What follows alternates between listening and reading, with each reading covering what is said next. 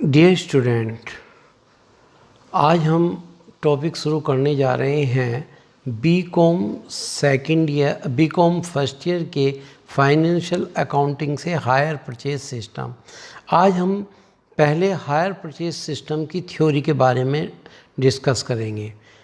Theory का topic clear होने के बाद इसके अकाउंटिंग ट्रीटमेंट के बारे में बात करेंगे, उसके बाद इसके न्यूमेरिकल पोर्शन की और क्वेश्चनों की बात करेंगे।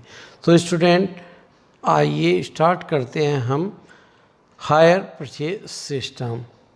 और हायर परचेज सिस्टम को शुरू करने से पहले हर बार की तरह एक बार फिर मेरा अपने सभी स्टूडेंट से हाथ जोड़ के निवेदन रहेगा कि वो कोरोना जैसी महामारी से अपने और अपने परिवार का बचाव रखें।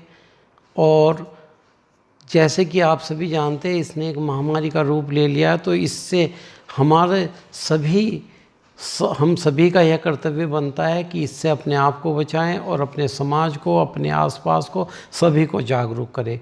तो मैं ये उम्मीद करूँगा कि मेरे स्टूडेंट इस बीमारी से बचाने के लिए अपने आसपास के लोगों को जागरूक कर रहे होंगे। तो आइए स्टूडेंट शुरू करते हैं आज का topic. First, what is the meaning of hire purchase system? According to J.R. Bartleby, under the hire purchase system, goods are delivered to a person who agree to pay the owners equal periodical installments, such installment to be treated as a hire on those goods. A certain fixed amount has been paid when these goods become the property of the hire. यहाँ पर इस definition के according हम सारांश के रूप में कह सकते हैं कि किराया क्रय पद्धति एक वस्तु को खरीदने की ऐसी पद्धति है जिस पर हम एक वस्तु को जब खरीदते हैं तो खरीदते समय एक छोटा अमाउंट उसके बदले में पेड कर सकते हैं, या ऐसा भी हो सकता है उसके बदले में कोई अमाउंट पेड ना करें, और जो अमाउंट है उस पूरे अमाउंट को कुछ वर्षों या कुछ महीनों या कुछ अर्धवार्षिक किस्तों में उसका पेमेंट किया जाए। और जो पेमेंट किस्तों में किया जाएगा, उन किस्तों के पेमेंट के साथ ये किस्तें फिक्स अमाउंट की भी हो सकती हैं, निश्चित अमाउंट वाली, और अनिश्चित अमाउंट की भी हो सकती हैं। उसके साथ साथ इन किस्तों पर जो मूलधन दिया जाएगा, बेसिक अमाउंट, और उसके साथ साथ इस पे इंटरेस्ट भी दिया जाएगा। Next, specially characteristics of hire purchase system. क्रय किराया पद्धति की विशेषता है sale of goods on credit. निश्चित रूप से यह एक ऐसा सिस्टम है जिसमें उधारी पर माल दिया जाता है। पेमेंट इन इंस्टॉलमेंट, और जो भुगतान किया जाता है वो किस्तों में किया जाता है। Right of position under use of goods, और माल को खरीदने वालों पर माल का अधिकार प्रयोग करने का मिल जाता है। ओनरशिप ऑफ गुड्स भी मिलती है। इसके अंतर्गत ओनरशिप के संबंध में दो अलग अलग रूल हैं, वो आगे इसके बारे में बताए जाएंगे कि specially there are two category of purchase of good, hire purchase system and installment system. तो वो दोनों डिटेल में आगे डिस्कस करेंगे। For not making the payment of installment, right of repossession of goods to the seller. For specially देखा जाए तो यहाँ for not making the payment of installment, यदि वहाँ पेमेंट इंस्टॉलमेंट का पेमेंट नहीं देता है तो right of deposition of goods of the seller अपनी वस्तु उठा लेता है।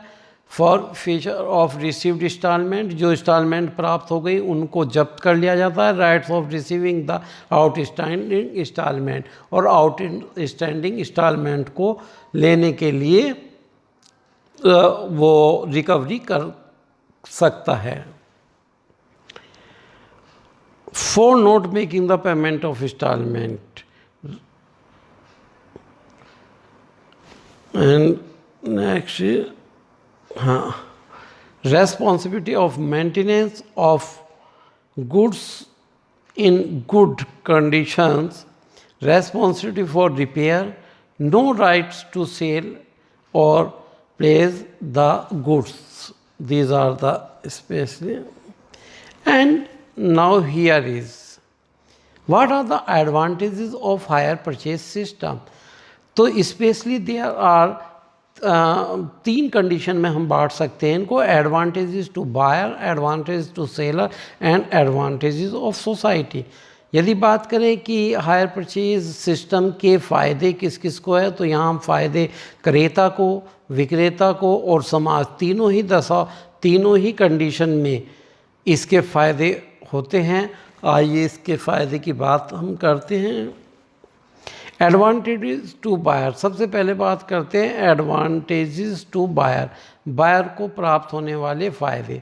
Number first, easy method of payment. Buyer के लिए सबसे आसान तरीका होता है, यदि उसके पैसे एक साथ देने के लिए नहीं होते तो इस कंडीशन पे वह माल खरीद कर वो इजी इंस्टॉलमेंट में पेमेंट कर देता है। और परचेज ऑफ वैल्यूएबल गुड्स, और निश्चित रूप से जिस सामान को वह पहले नहीं खरीद पा रहा था, अब आसानी से उस सामान को खरीद कर उसका प्रयोग कर लेता है।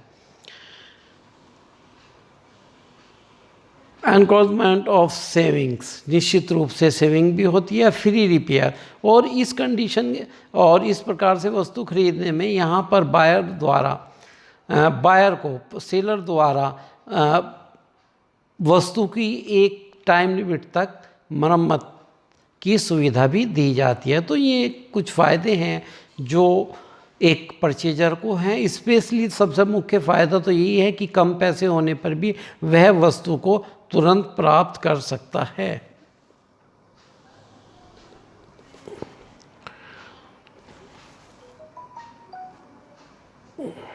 एडवांटेजेस टू सेलर, अब बात करते हैं तो सेलर को क्या एडवांटेजेस होते हैं। इंक्रीज इन सेल, निश्चित रूप से इस प्रकार की पॉलिसी जब अप्लाई की जाती है तो एक दुकानदार की या एक कंपनी की सेल बढ़ जाती है।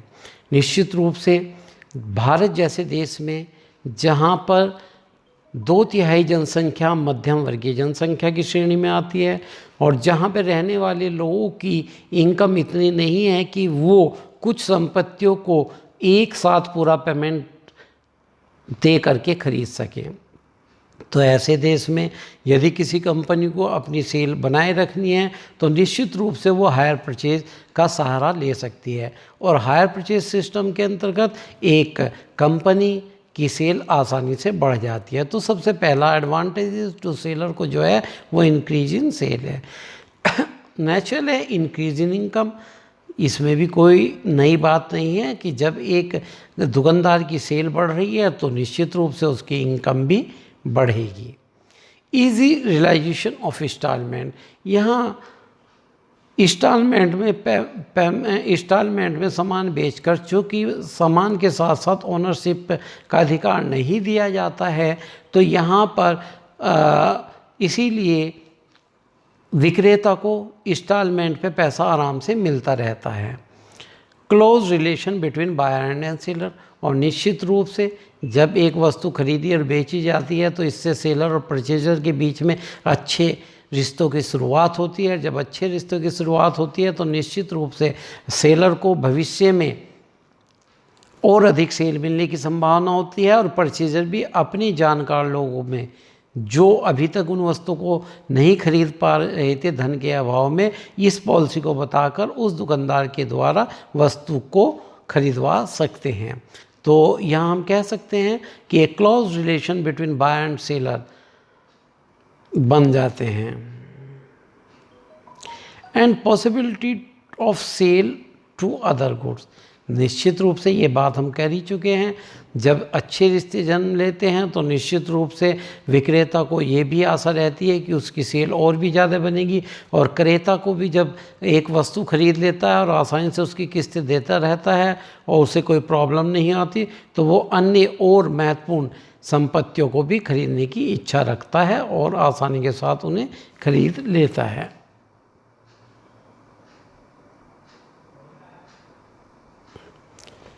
एडवांटेजेस टू सोसाइटी, निश्चित रूप से because we know very well that seller and buyer both are the part of society. तो जब सोसाइटी के ये दोनों ही पार्ट है, इन दोनों को लाभ होगा तो सोसाइटी को भी लाभ होगा। इंक्रीज इन प्रोडक्शन, निश्चित रूप से जब सेल ज़्यादा बढ़ेगी तो प्रोडक्शन होगा, और प्रोडक्शन ज़्यादा होगा तो निश्चित रूप से भारत जैसे देश की जीडीपी में भी इसका बेनिफिट मिलेगा। इंक्रीज इन एम्प्लॉयमेंट, जब प्रोडक्शन ज़्यादा होने लगेगा तो निश्चित रूप से बेरोजगार की समस्या पर भी निश्चित रूप से कुछ हद तक लगाम लगेगी और रोजगार में वृद्धि होगी। Increase in standard of living, और ये तो अपने आप में बहुत सही बात है। जब एक वस्तु जिनको कि पहले हम प्रयोग नहीं कर पा रहे थे, हम उन वस्तुओं को प्रयोग करने लगे हैं तो हमारे जीवन के रहने के स्तर में वृद्धि हो जाएगी। तो निश्चित रूप से कह सकते हैं कि ये भी फायदे सोसाइटी को हैं। एंड नाउ अब हम बात करते हैं disadvantages of hire purchase system. निश्चित रूप से सामान्य रूप से देखा जाए तो बहुत कोई खास नुकसान इसके हैं नहीं, लेकिन फिर भी disadvantages of hire purchase system. Disadvantage to purchaser, purchaser को सबसे पहले हाई प्राइस, सबसे पहले परचेजर को पहला नुकसान ये होता है कि यहाँ पर वस्तु इसे उच्च मूल्य पर मिलती है, यहाँ पर इसकी बार्गेनिंग करने की स्थिति नहीं होती, और क्रय मूल्य के साथ साथ चूँकि इंटरेस्ट भी पे करना पड़ता है तो इसे हाई प्राइस पर प्राप्त होती है। निश्चित second, fear of repossession of goods, निश्चित रूप से उसे ये भी भय रहता है कि अगर किस्त नहीं दे पाया तो वह वस्तु वापस उठा न ले।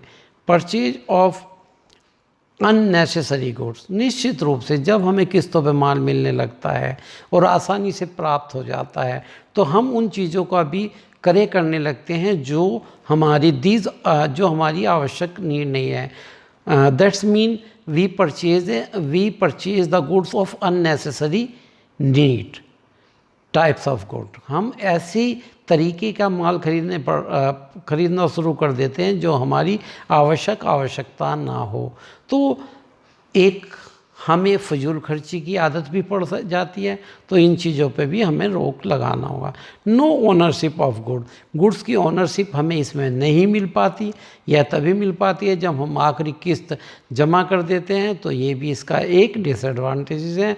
और मेंटल डिस्टर्बेंस, निश्चित रूप से जब हम कोई माल उधार खरीदते हैं, जब तक हम उसका पेमेंट नहीं करते तो एक मेंटली डिस्टर्बेंस, एक tension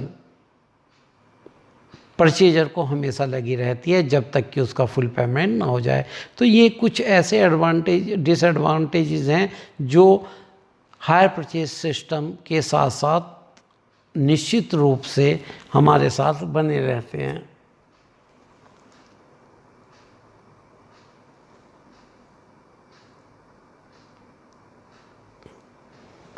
Now the disadvantages of higher purchase system। आगे now the disadvantage to seller को। Number first, need of more capital, निश्चित रूप से जब एक दुकानदार उधार माल बेचेगा तो निश्चित रूप से उसे अधिक कैपिटल की आवश्यकता रहेगी, और अधिक कैपिटल यदि वो जुटाता है तो उसे रिस्क भी ज़्यादा लेना होगा। डिफ़िकल्टी इन रियलाइजिंग इंस्टॉलमेंट, निश्चित रूप से उधार माल बेचने के बाद उनकी किस्तों की वसूली जो की जाती है, उनकी वसूली की डिफ़िकल्टी भी हमेशा बनी रहती है। Difficulty in reposition of goods, निश्चित रूप से यदि किस्तों पर पैसा नहीं मिलता तो अपना उस माल को वापस उठा के लाने की भी डिफ़िकल्टी बनी रहती है। मोर एक्सपेंडिचर ऑन अकाउंटिंग, और इस प्रकार की व्यवस्था को लागू करने में, जब इस प्रकार की व्यवस्था लागू कर दी जाती है तो निश्चित रूप से दुकानदार को ज़्यादा खाते रखने की आवश्यकता होती है। उससे उसका अकाउंटिंग का काम भी बढ़ता है, और अकाउंटिंग के काम बढ़ने के साथ साथ उसका खर्च भी बढ़ने लगता है।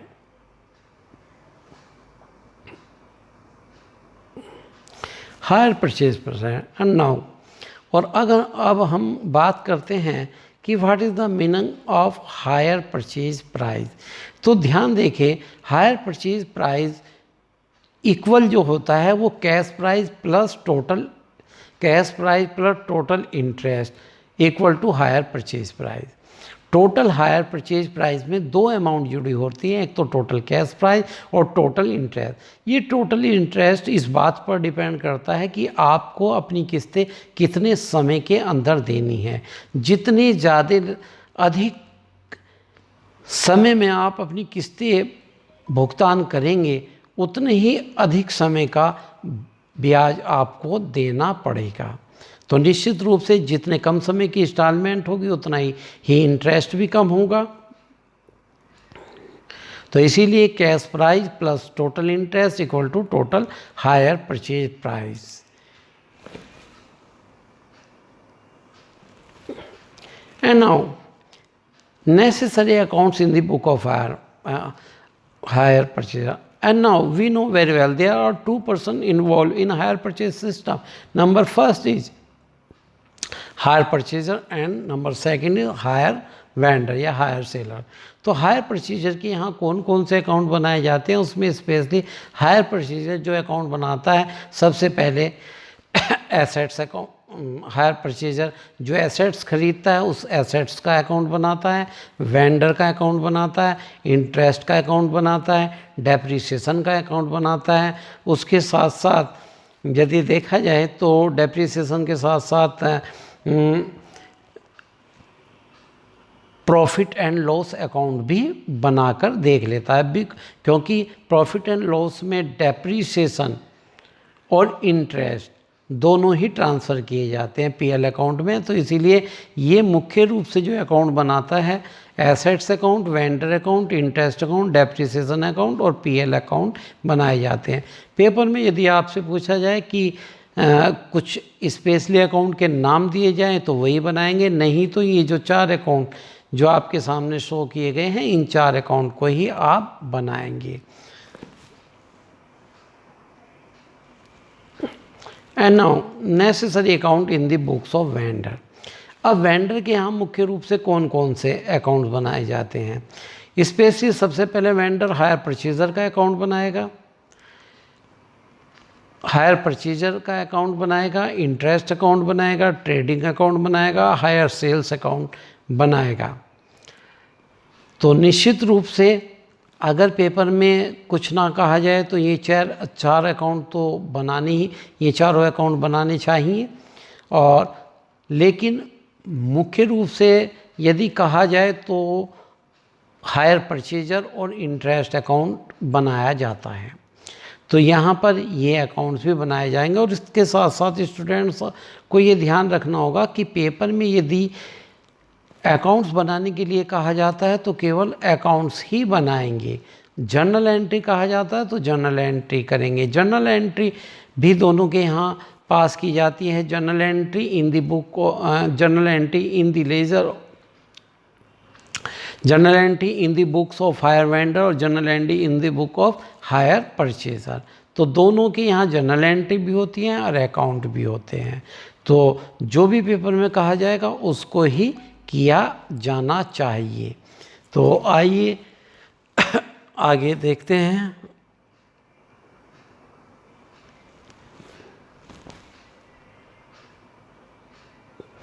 Now calculation of interest.